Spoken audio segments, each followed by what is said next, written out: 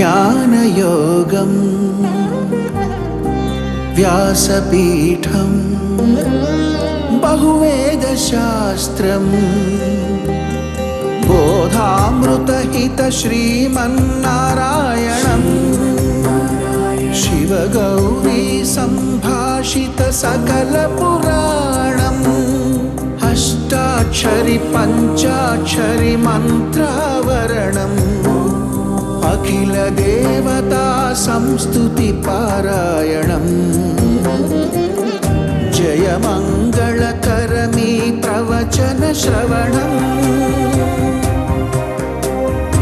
అనుదినము శుభము సుఖము జీవన గమనం దేవరాగం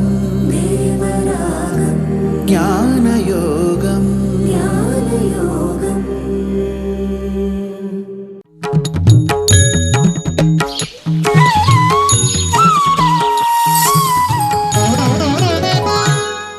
ఆపదామపహర్తారం దాతారం సర్వసంపదాం లోకాభిరామం శ్రీరామం భూయో భూయో నమామ్యహం.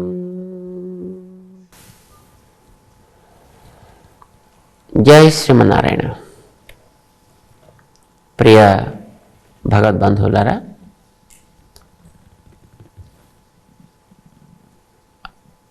మనుషుల్లో ఎన్నో రకాల తేడాలు మనం చూస్తున్నాం. కొందరు ధనవంతులు, కొందరు బీదవారు, కొందరు విద్యావంతులు, కొందరు నిరక్షర కుక్షులు,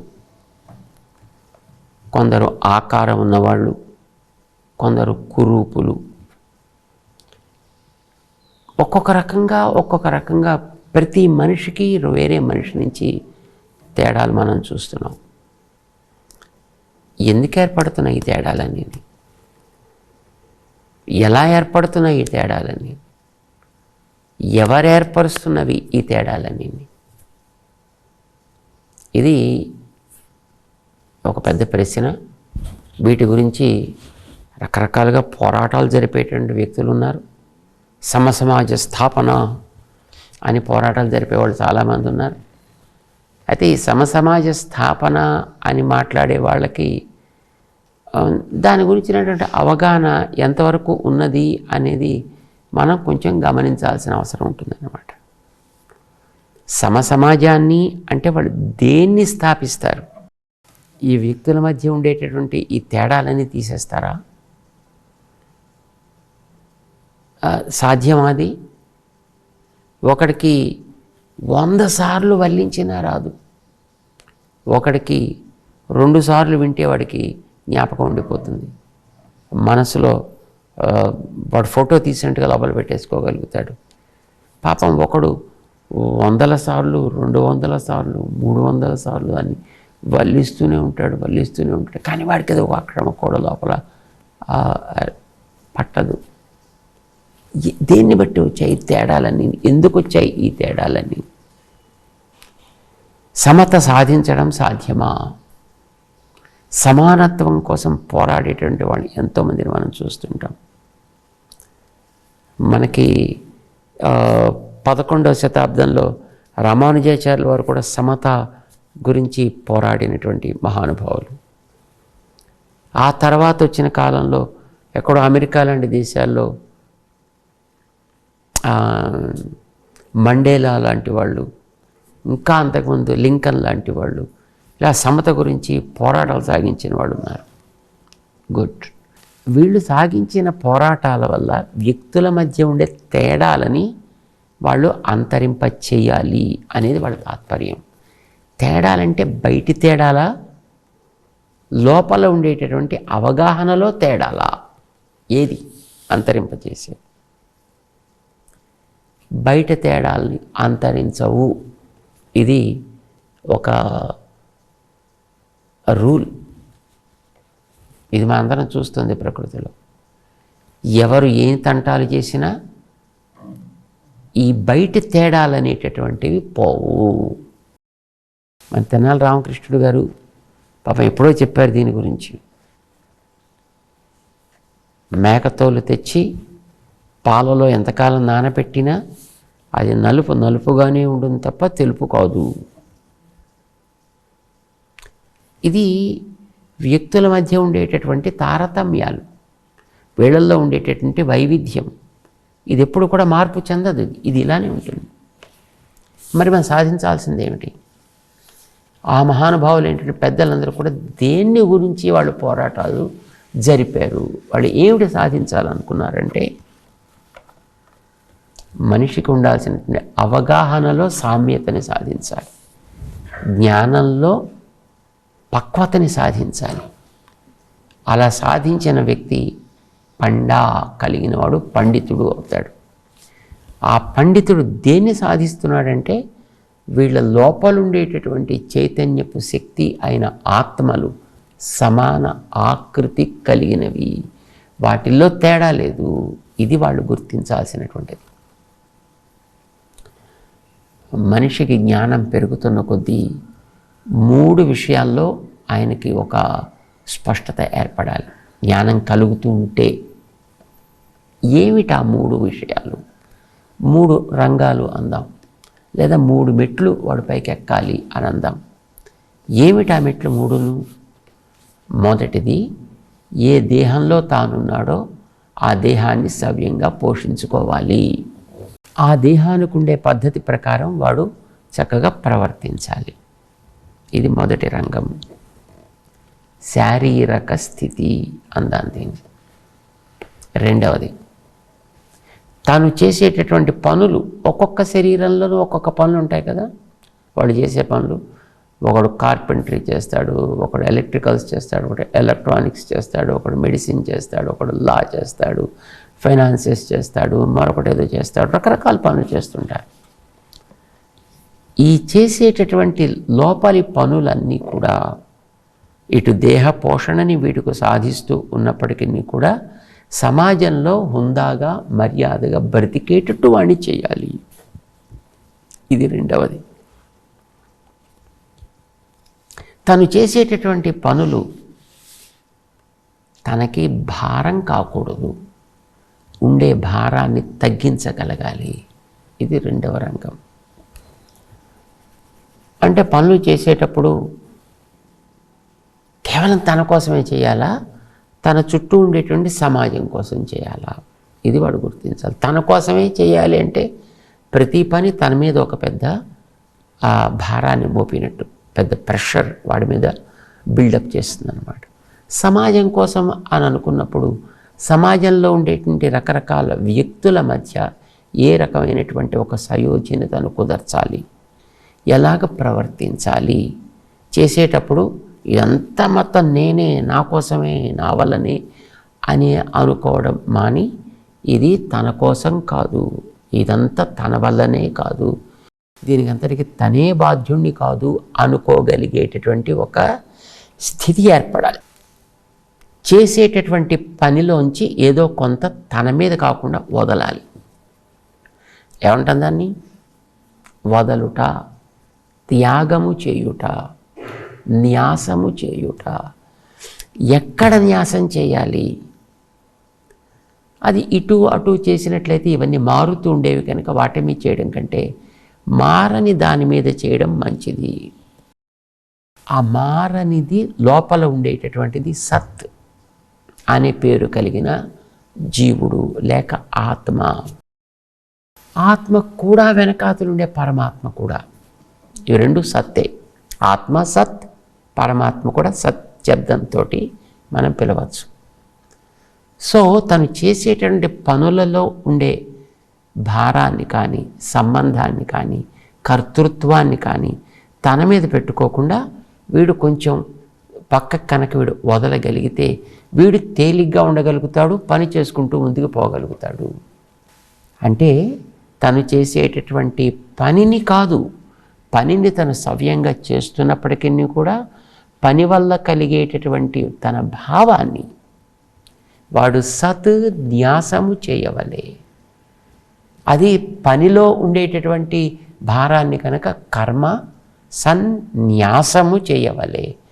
ఇది ఒక పద్ధతి ప్రకారం చేస్తే అది ఒక యోగం అవుతుంది, కర్మ సన్యాస యోగం అవుతుంది. అది ఇది ఎక్కడ చేయాలి, ఎలా చేయాలి అని తెలుసుకోవడం కోసమని మొట్టమొదటి శరీరాల్లో ఉండేటువంటి తేడాలను చూపించాడు శ్రీకృష్ణుడు.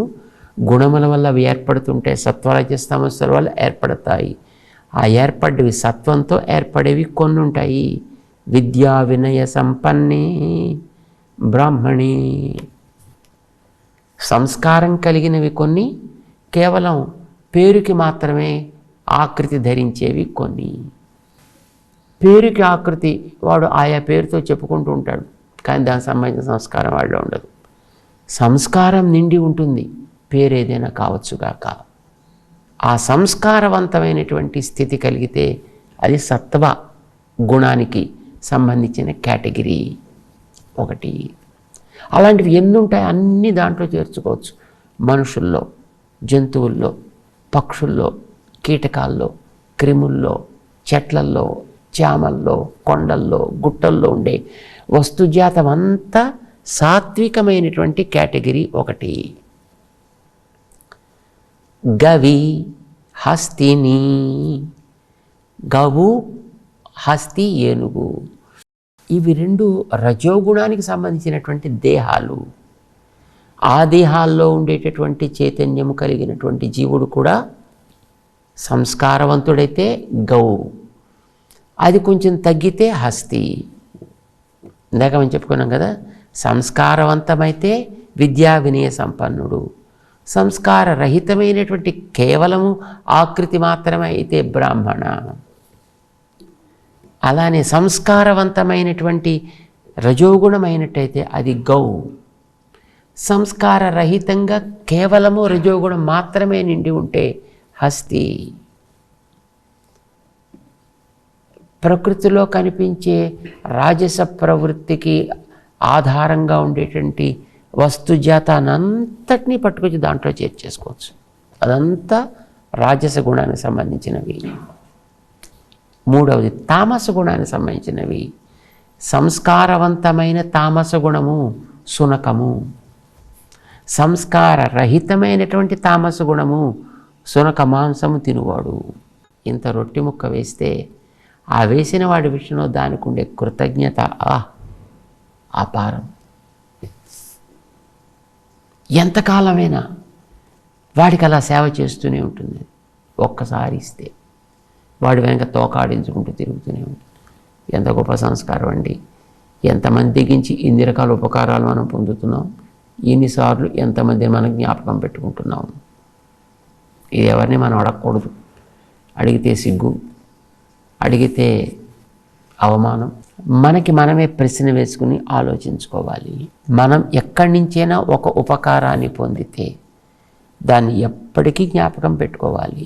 ఆ ఉపకారాన్ని జ్ఞాపకం పెట్టుకోవడం అనే దానికి ప్రతీక తామస గుణం కలిగినప్పటికీ కూడా శునకము. అందుచేత సంస్కారవంతమైన తమోగుణం, సంస్కారరహితమైనటువంటి తమోగుణం, క్వాలిఫైడ్ అండ్ అన్క్వాలిఫైడ్ గుణాస్. ఉదాహరణకి సంస్కారవంతమైన రజోగుణం విభీషణుడు, సంస్కార రహితమైనటువంటి రజోగుణం రావణాసురుడు. తేడా మనం గుర్తుపెట్టుకుంటే సరిపోతుంది. సంస్కారవంతమైనటువంటి తమోగుణం శునకం, సంస్కార రహితమైనటువంటి తమోగుణం తన్మాంసాహారం చేసేటటువంటి మనిషి అయినప్పటికీ కూడా. కానీ ఈ గుణములతోటి కలిగి ఉండేటటువంటి వ్యక్తులు తమ జీవితంలో చేసేటటువంటి పనిని ఎక్కడ వదలాలి అది తెలుసుకుంటే ఇది రెండవ మెట్టు ఎక్కినట్టు. ఇక మూడవది, ఇందులో ఉండేటటువంటి స్థితి కొంతకాలమే కనుక, ఏదో ఒకనాడు దీన్ని వదలక తప్పదు కనుక, ఇది వదిలిన తర్వాత మళ్ళీ ఈ సత్వరజస్తమో మిశ్రితమైనటువంటి ప్రకృతిలోనే ఉండాలా, ఇందులోంచి బయటికి రావాలా, ఇది ఆలోచించగలిగితే అది మూడవ మెట్టు మీదకి ఎక్కినట్టు లెక్క. కేవల శరీర పోషణ మొదటి మెట్టు, చేసే పని యొక్క లక్షణాన్ని తెలుసుకుంటూ పని చేయగలగడం రెండవ మెట్టు. ఆ చేసేటటువంటి పని తిరిగి మళ్ళీ ఈ ప్రకృతి బంధంలోకి రాకుండా ఉండేటట్లుగా దాన్ని ఎలా చెయ్యాలో గుర్తించగలగడం అనేటటువంటిది చేరితే మూడవ మెట్టు మోక్షువు. వాడు బ్రహ్మప్రాప్తికి మార్గం తెరుచుకున్నవాడు కాగలుగుతాడు సుమా. సాధారణంగా మనుషుల్లో పని చేయడం అనేది ఎప్పుడైనా తప్పదు. ఉన్నంతవరకు బతికి ఉన్నంతవరకు పని చేస్తూనే ఉండాలి. గాలి శ్వాసోచ్ఛ్వాసాలు సాగుతున్నంత వరకు పని చేస్తూనే ఉండాలి. పని చేసేటటువంటి వ్యక్తి ఏ గుణం ప్రధానంగా కలిగిన వాడైనా వాడు పని చేస్తూ కర్మ సన్యాసాన్ని కనుక వాడు చేసుకోగలిగితే వాడికి దానివల్ల బాధకం కాదు అది. కానీ చాలామంది అలా ఉండరు, దీర్ఘసూత్రి అంటారు వాళ్ళని. కొంతమంది దీర్ఘసూత్రి అంటే వాడికి మంచి చెడు అనేటటువంటివి జరిగిన తర్వాత వాడికి జీవితాంతం వాడు వాటిని మరిచేపోడు. వాడు 7 జన్మలైనా సరే నీ మీద పగ తీర్చుకుంటానంటాడు. వాడు ఏం దురదృష్టం వాడికి ఇప్పుడేదో ఈ జన్మలో పొరపాటున వాడు పుట్టాడు, సరే చేశాడు, అయిపోయింది. ఇంకా 7 జన్మలు పుట్టినా వాడు దీన్ని మర్చిపోతాడు వాడు. అంటే వాడికి ఆ ఆలోచన వెనకాతనేటువంటి భావం అనేటటువంటిది అలా సాగిస్తున్నాడు. వాడు ఎక్కడ దాకానో సాగించుకుంటూ పోతున్నాడు వాడు. అది ప్రమాదకరం. అది వాడిని ఇక్కడ బంధంలో పెట్టేది. ప్రేమ కావచ్చు, ద్వేషం కావచ్చు, కోపం కావచ్చు, అనుగ్రహం కావచ్చు, దీర్ఘసూత్రములు కాకూడదు అవి. అది నీకు ఒక కర్మానుభవం కోసం అది ఏర్పడ్డది కనుక అది అక్కడతోటి నువ్వు దాన్ని వదిలిపెట్టగలగాలి. కానీ చూడండి, విభీషణుడికి రావణాసురుడి విషయంలో కలిగినటువంటిది ఆ ద్వేషం. ఆయన వదిలిపెట్టి వచ్చిన తర్వాత రావణాసురుడి మీదకే కాకుండా రావణాసురుడి సంబంధుల మీద కూడా వెళ్ళిపోయింది. అది ప్రమాదకరం. అర్జునుడికి దుర్యోధనుడి మీద కోపం, పాండవులకి, బికాస్ వాళ్ళని రకరకాలుగా హింసలు పెట్టారు, బాధలు పెట్టారు, ఎన్ని రకాల కష్టాలు పెట్టాలో అన్ని రకాల కష్టాలు పెట్టారు. ఆతతాయిలు వాళ్ళు. సరే అడవుల పాలు చేశారు. పూర్తి అయిపోయింది. 12 + 1 13 సంవత్సరాల కాలం పూర్తి చేసుకొచ్చారు. అయినా వాళ్ళ బుద్ధి మారలేదు, వాళ్ళ యొక్క అదృష్ట ప్రవృత్తి మారలేదు. యుద్ధానికి వచ్చారు. సరే యుద్ధం చేయాల్సిందే, కానీ దీర్ఘసూత్రత్వం ఉండకూడదు. కానీ అర్జునుడిలో కూడా దీర్ఘసూత్రత్వం ఉందండి. వచ్చిన వాళ్ళందరినీ చూశాడు ఆయన.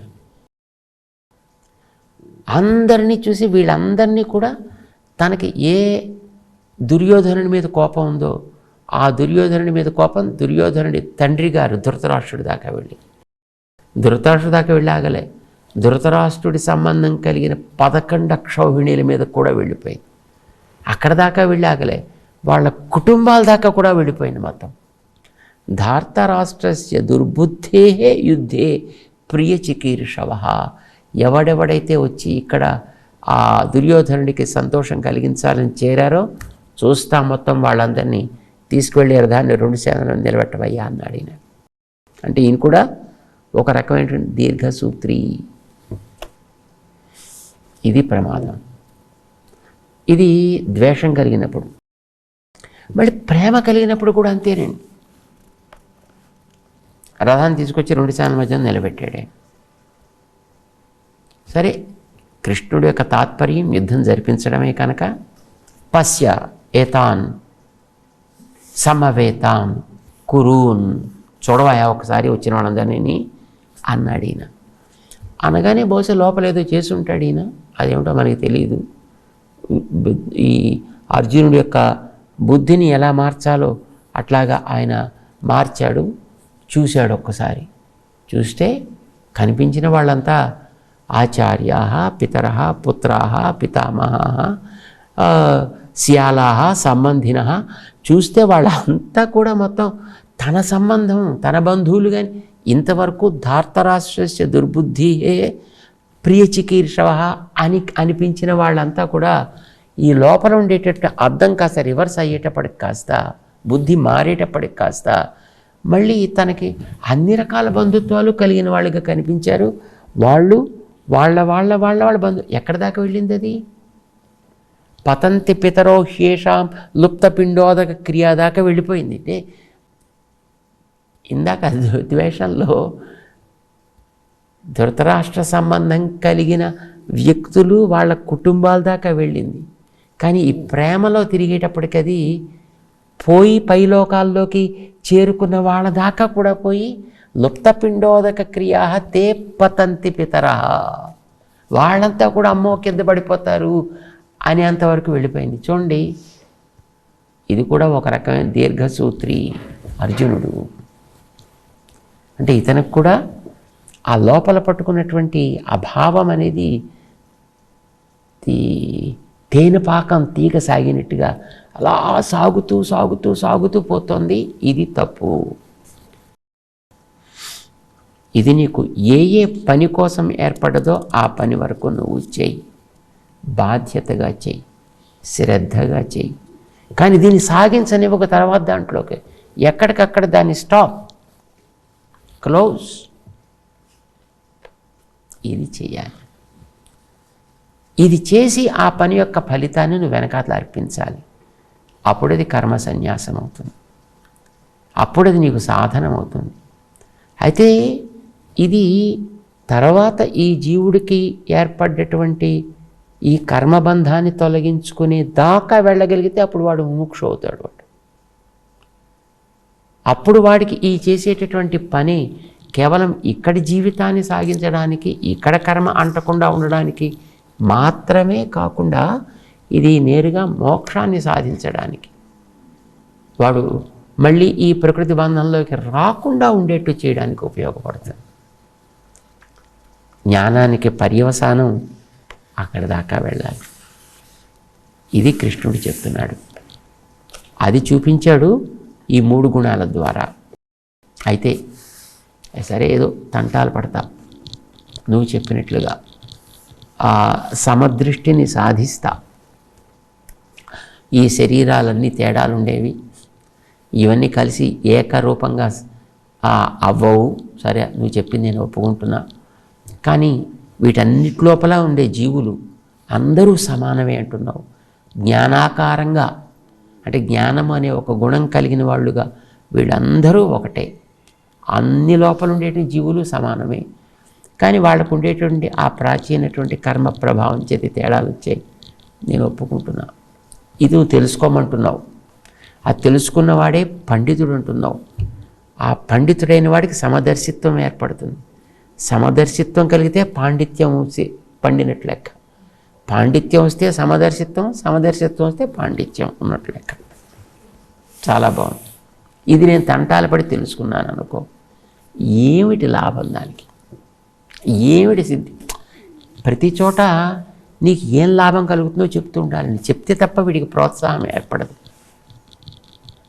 ఇది లౌకికానికైనా సమానమే, ఆధ్యాత్మికానికైనా సమానమే, వైదికానికైనా సమానమే. నీకు ఇది ఫలితం. ఇది తెలిస్తేనే మనకి దాంట్లో ఒక ప్రోత్సాహం, ఇది తెలిసి దాంట్లో ఒక అడుగు ముందుకు వెళ్ళాలనిపిస్తుంది. అందుకోసమే కృష్ణుడు కూడా చాలా జాగ్రత్తగా ఉంటాడండి. ఆయన నహి కళ్యాణకృత్ కశ్చిత్ దుర్గతిం తాత గచ్చతి అని గతంలో ఆయన చెప్పినట్టుగా మంచి పని చెయ్యాలనుకునేవాడు ఎప్పుడు కూడా చెడిపోడయ్యా.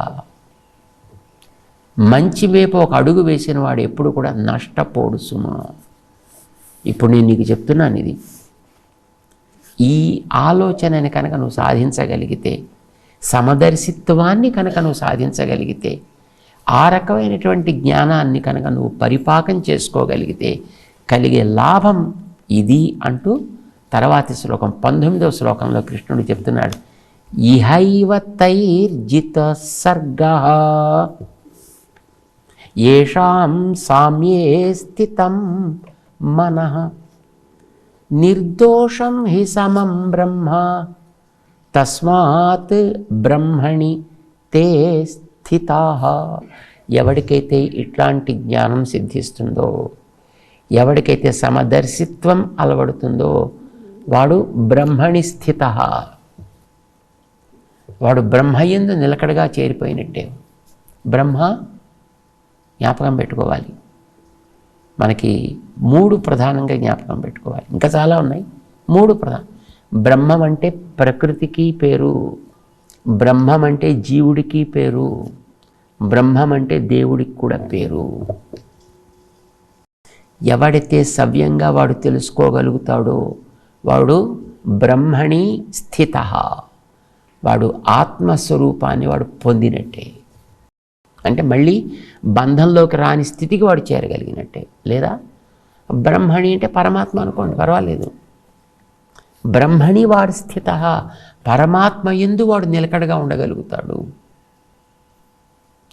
అది సరిగ్గా తెలుసుకోవడానికో, ఈ సమదృష్టి కలగలేదనుకో, వాడికి జ్ఞానం పండలేదనుకో, వాడు బ్రహ్మణి స్థిత, ప్రకృతికి బద్ధుడై ఉంటాడు. వాడు ప్రకృతిలోనే మళ్ళీ వాడు తిరిగి ఇక్కడే మళ్ళీ పుడుతూ గిడుతూ తిరుగుతూ కూడా ఇక్కడ పడుంటాడు.